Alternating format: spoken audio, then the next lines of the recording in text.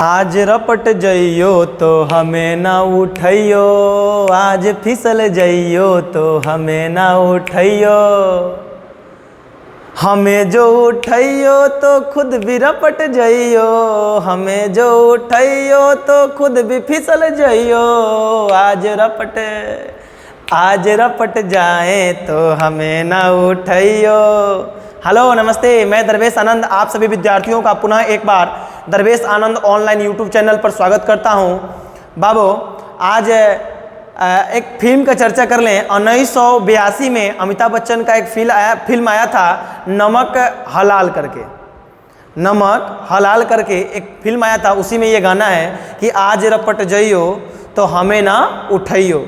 रपटना मतलब क्या होता है, इसी से रिलेटेड आज हम लोगों का एक टॉपिक होगा जिसके बारे में हम लोग आज पढ़ेंगे। आज रपट जइयो, रपटना। रपटना मतलब क्या होता है बाबू? रपटना मतलब होता है फिसलना। रपटना मतलब होता है फिसलना, या आप कह सकते हैं कि फिसलने वाली जगह, फिसलने वाली जगह जहाँ पे फिसलन हो, है ना, उस जगह को हम कहते हैं रपटने वाली जगह, या उसको कहते हैं फिसलना। कोई दिक्कत? रपटना मतलब फिसलना, कोई दिक्कत? तो अमिताभ बच्चन अपने हीरोइन से बोल रहे हैं, वहाँ पे पूरा पानी ऐसा हो गया है, नीचे बारिश आ रहा है शायद, और उसी में ये गाना गा रहे हैं कि आज रपट जइयो तो हमें ना उठैयो। हैं तो रपटने की आवश्यकता क्या है? चोट लग जाएगी आपको हम सलाह दे रहे हैं कि देख लीजिए कैसे हम ये जो रपटने वाली जगह है, फिसलने वाली जगह है, या रपटना है, फिसलना है, कैसे इससे हम बच सकते हैं, इसके लिए कौन जिम्मेवार होता है, कौन उत्तरदायी होता है, उसके बारे में आज हम लोग पढ़ेंगे। तो ये टॉपिक कौन सा होगा बाबू? तो ये टॉपिक होगा आज वाला हम लोगों का फ्रिक्शन का। किसका? फ्रिक्शन का। आप लोग थंबनेल पर भी देखे होंगे कि आज का जो हमारा टॉपिक होगा, ये टॉपिक होगा घर्षण। क्या होगा? घर्षण, जिसे हम इंग्लिश में फ्रिक्शन कहते हैं।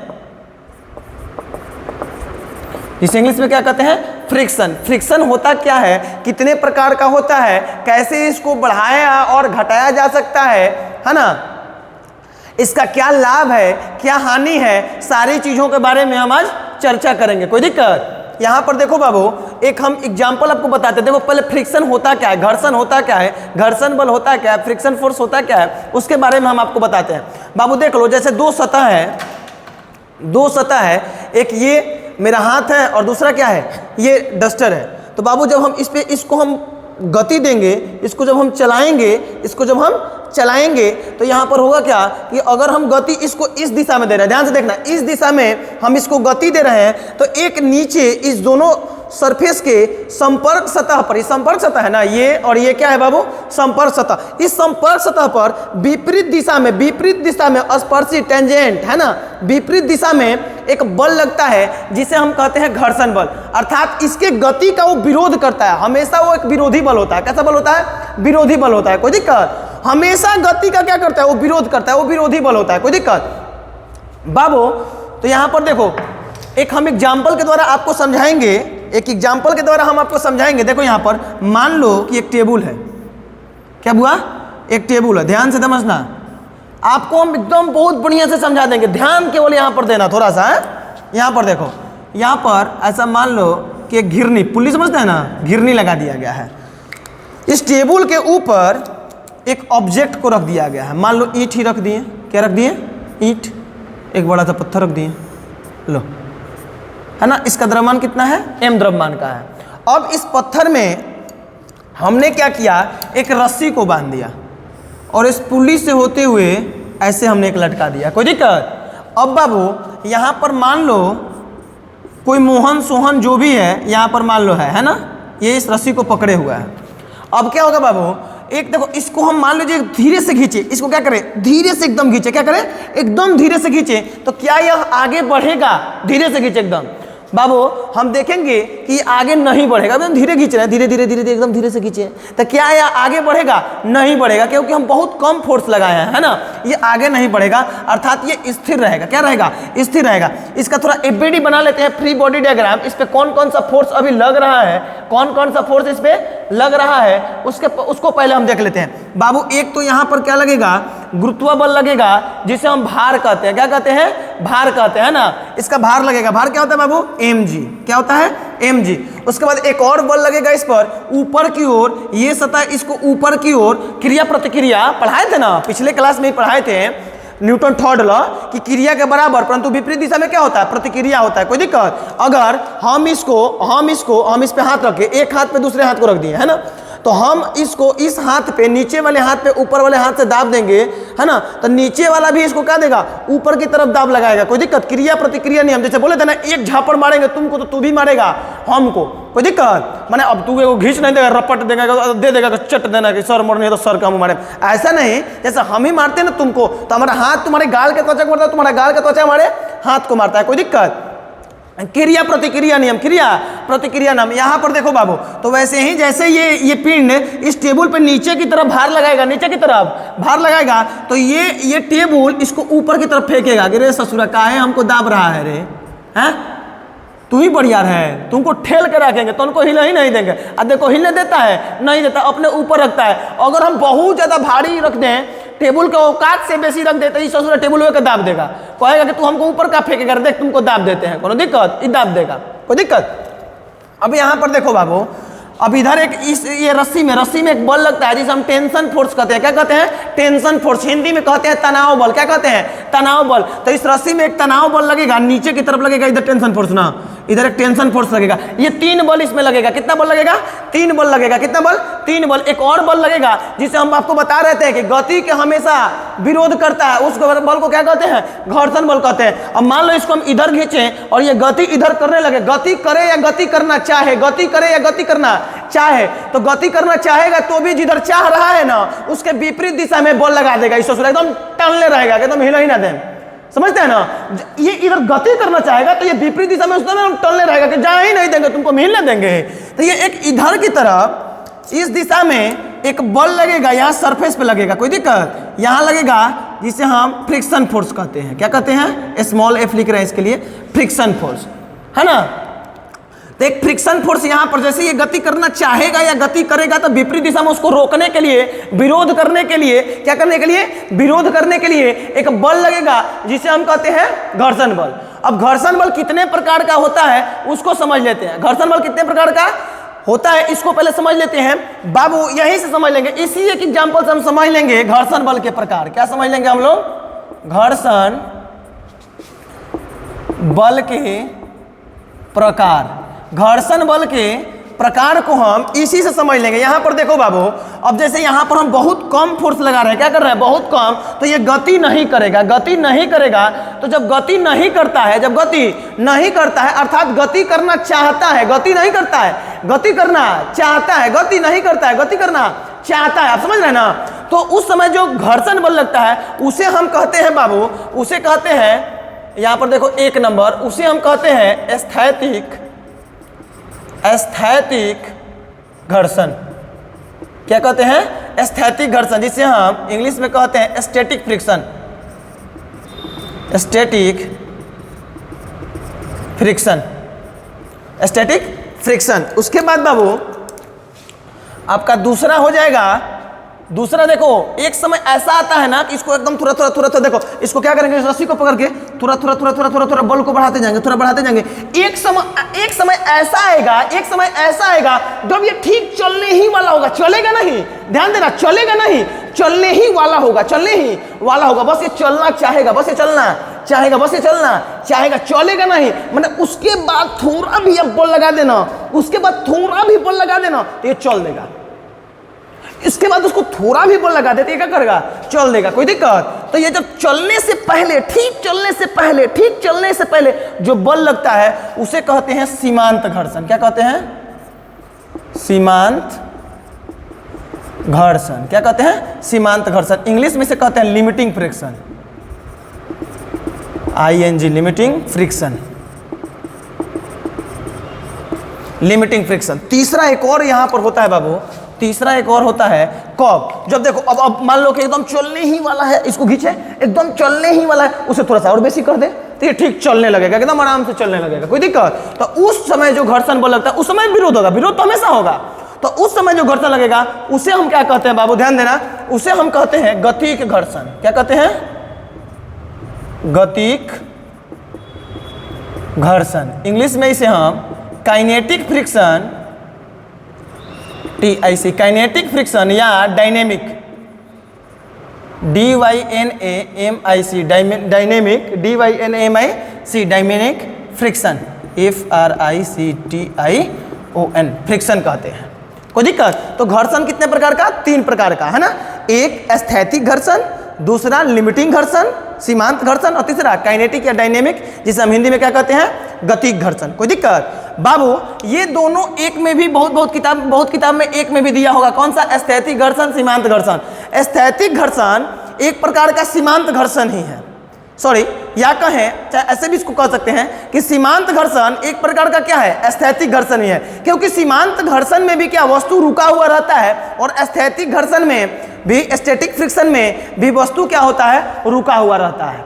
कोई दिक्कत? ये दोनों एक ही प्रकार का घर्षण है। कोई दिक्कत? इसको हम एक श्रेणी में रख सकते हैं।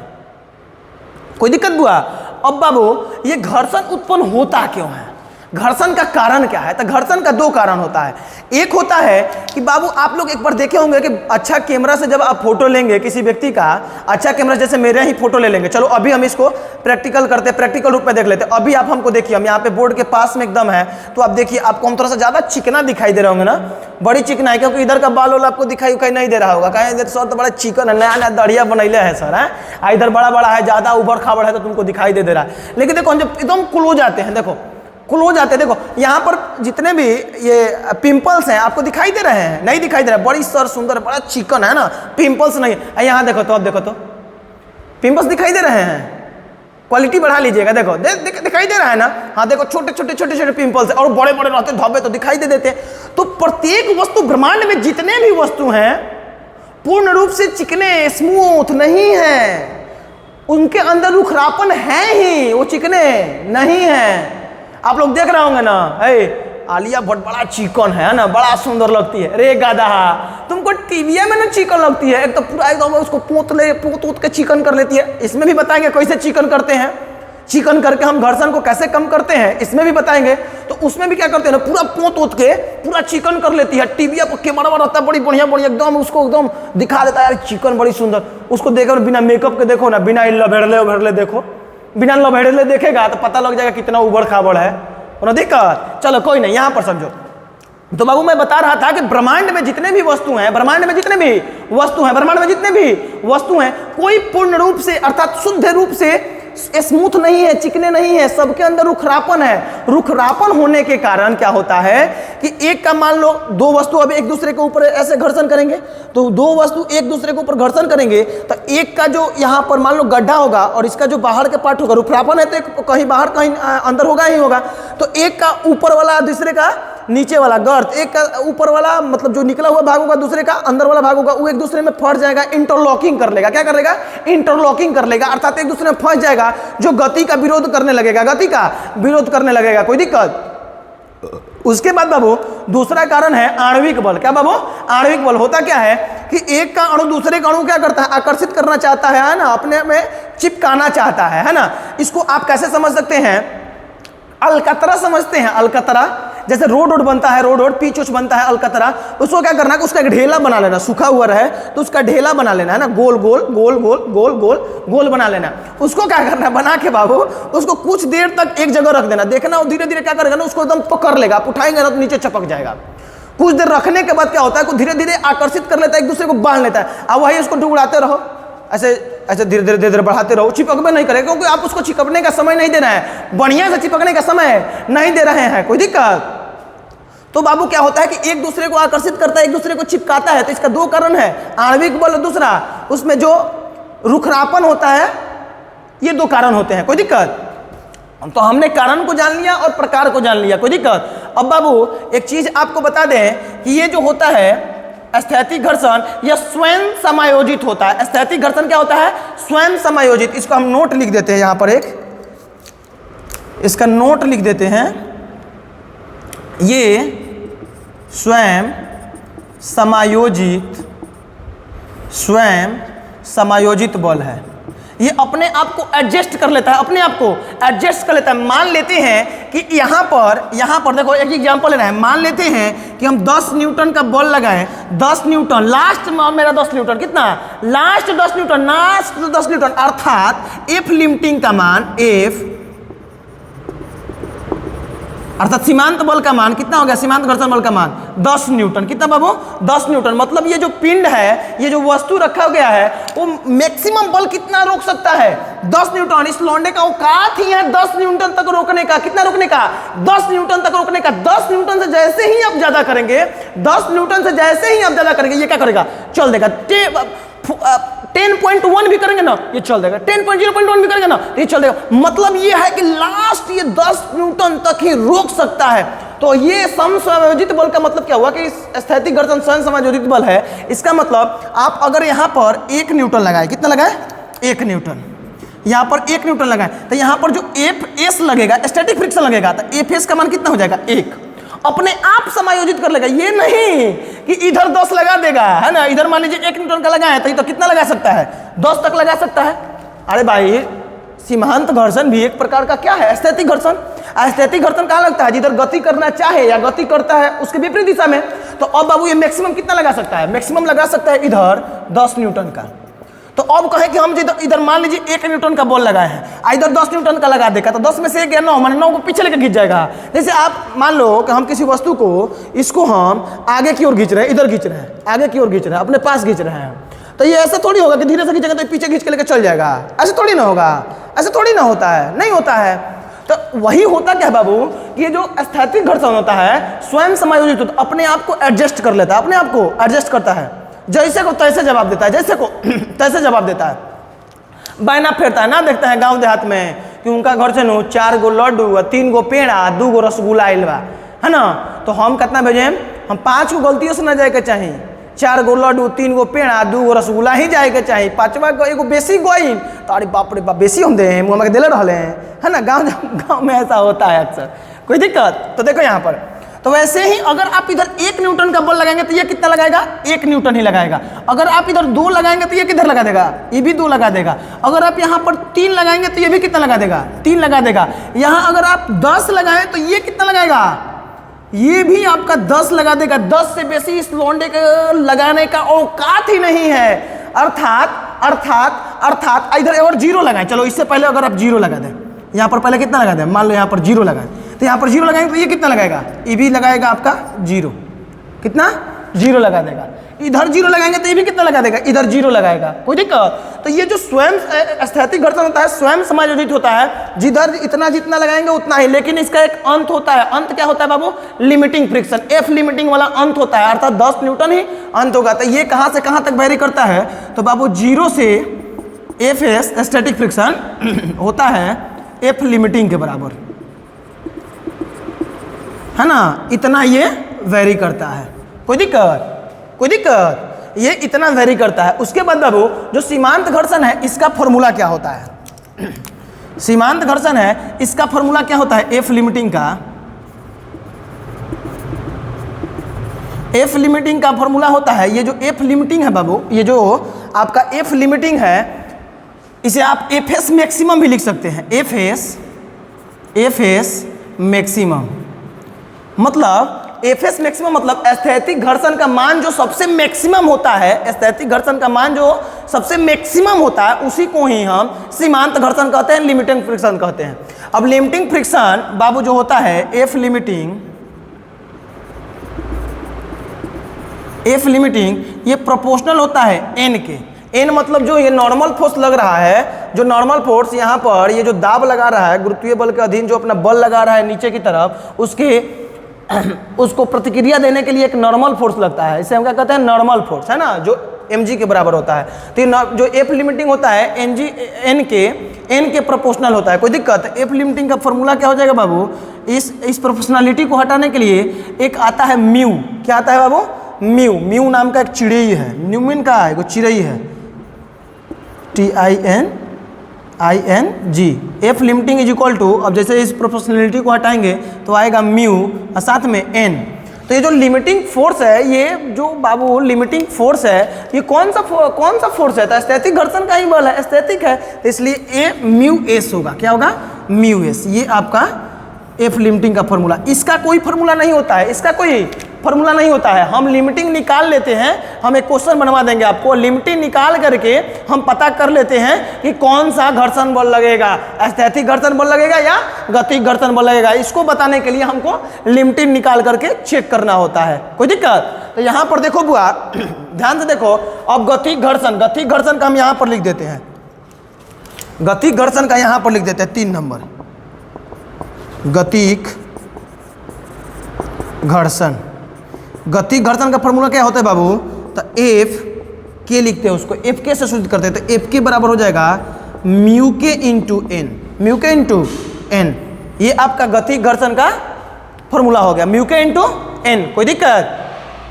अब बाबू हम आपको बताएंगे कि कैसे हम इसके क्वेश्चन को सॉल्व करते हैं। इसको मिटा देते हैं और आपको हम बताते हैं कि कैसे हम क्वेश्चन को सॉल्व करते हैं, है ना, और इसका क्या लाभ है और हानि है, क्या लाभ और क्या हानि है। बाबू घर्षण बल का लाभ हानि के बारे में अगर हम चर्चा करें, घर्षण बल के लाभ हानि के बारे में चर्चा करें, तो देख लो, घर्षण बल हमारे लिए लाभकारी भी है और हानिकारक भी है। लाभकारी क्या है कि हम घर्षण बल के कारण ही हम चल पाते हैं।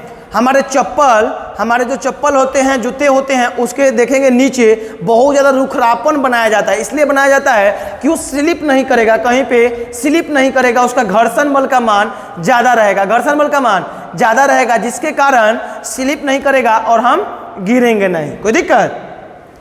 उसका लाभ एक ये हो गया, जैसे गाड़ी भी हम लोग घर्षण बल के कारण ही चला सकते हैं, है ना। घर्षण बल के कारण ही हम इस मार्कर को जब हम इस पे लिख रहे हैं तो ये चल रहा है ना। ये इसका लाभ है। हानि क्या है बाबू? कि जैसे जब मान लो ये हम कपड़ा खरीदे हैं, ये कपड़ा हम खरीदे हैं, तो ये कपड़ा हम भी पहनते, अगर घर्षण बल ना लगता तो इसको हम भी पहनते, हमारे बचवा भी पहनता, उसके भी बचवा पहनता, उसके भी बचवा पहनता, उसके भी बचवा पहनता, और ये फटता कभी नहीं, कभी फटता नहीं। कपड़ा हमारा फट जाता है घर्षण बल के कारण। देखते हैं कि जब कपड़ा हम लोग धोते हैं तो उसके गंदे को निकालने के लिए हम लोग उसको रगड़ते हैं। क्या करते हैं? रगड़ते हैं। तो रगड़ने के कारण कपड़ा हमारा क्या होता है? कपड़ा पे घर्षण होता है, अर्थात घर्षण होने के कारण इसमें क्या होता है बाबू कि हमारा कपड़ा खराब हो जाता है, धीरे धीरे घिस जाता है, घिस के फट जाता है और खराब हो जाता है। कोई दिक्कत? आप देखना, एक चीज़ आपको हम बता देते हैं। अब तो खैर पहले के लोग बोलते हैं, जैसे हमारे पिताजी हो गए, है ना, उनके उम्र के लोग हो गए, तो बोलते थे बाबू तू लोग बड़ा ऐश करता लगा, मैं ऐश के जिंदगी जीता रहा। हमने के समय नु कोई ऐसा ना रहे नु जरा पैंट पर चेपी ना रहे, पैंट पर चेपी ना रहे। शायद कुछ बच्चे ऐसे हों जो चेपी को नहीं समझ पाते हों। तो बाबू चेपी मतलब क्या होता है कि जो हम लोग कपड़ा है ना, पीछे यहाँ पर, है ना, यहाँ पर कपड़ा हम लोग का फट जाता था, फटने को कपड़ा ऊपर एक सी दिया जाता था, उसे ही चेपी बोलते थे, चेपी साट दिया, है ना। तो होता क्या था कि ज़्यादा हम लोग इसी का यूज करते हैं उठने बैठने के लिए। तो कहीं पे उठते बैठते तो हमेशा उठने बैठने से क्या होता है, यहाँ पर घर्षण होता है, और घर्षण होने के कारण क्या होता है, यहीं पे फट जाता है, यहीं पे फट जाता है। तो कपड़ा आप देखे होंगे ज़्यादातर पैंट अगर किसी का है कि यहाँ फट गया, यहाँ घुटने के पास फट गया, क्योंकि ये सब ज़्यादा घर्षण होता है। घर्षण होने के कारण क्या हो जाता है, घिस के फट जाता है। कोई दिक्कत?